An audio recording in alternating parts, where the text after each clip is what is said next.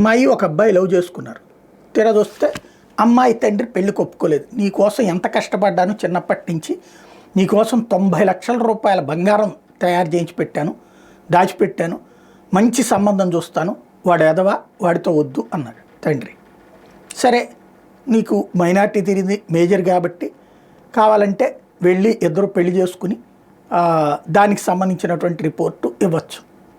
అదే పోలీసుల దగ్గరికి వెళ్ళి సెక్యూరిటీ అడగచ్చు, లేదా కోర్టుని అడగచ్చు. కానీ పెళ్ళేమో తన లవర్తో కావాలి, ఆస్తి మాత్రం తండ్రిది కావాలి. పెళ్లి చేసుకుంటే ఆస్తి పడగదు తండ్రి మరి. కాబట్టి తన లవర్తో తన తండ్రి దగ్గరున్న 90 లక్షల విలువైన బంగారాన్ని చోరీ చేయించింది ఓ యువతి. ఇది ఇప్పుడు తాజాగా సంచలనాత్మకమైనటువంటి అంశం. ఈ మధ్యన గుంటూరు నగరంలో 90 లక్షల విలువైనటువంటి బంగారు ఆభరణాల చోరీకి సంబంధించినటువంటి కేసులో రంగంలోకి దిగిన పోలీసులు ముందు బడా దొంగల మోటాలు, ఎందుకంటే 90 లక్షలు అంటే ఆషామాషి కాదు అని వాళ్ళ మీద దృష్టి పెట్టి దర్యాప్తు చేశారు. అయితే ఎంతకీ అవలేదు. అసలు ఏంటి ఇది అన్నటువంటిది మరింత డీప్గా అబ్జర్వ్ చేస్తే ఆ ఇంట్లోనే ఉన్నటువంటి ఒక అమ్మాయి ఫోన్ కాల్స్ మీద అనుమానం వచ్చి లోతుగా విచారణ చేస్తే చోరీ జరిగిన రోజున ఆమె ఫోన్ నుంచి ఒకే నెంబర్కి అనేక కాల్స్ వెళ్ళినట్టు గుర్తించారు.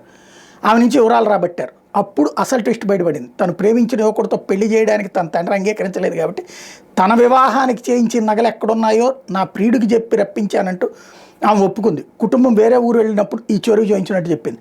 నిందితుడి ఇంటికి వెళ్ళిన పోలీసులు ఆభరణాలు స్వాధీనం చేసుకున్నారు. ఇప్పుడు వాడు నేరస్తుడు అవుతాడు. వాడు ప్రేమించిన పాపానికి వాడు జైలుకి పోవాల్సి ఉంటుంది.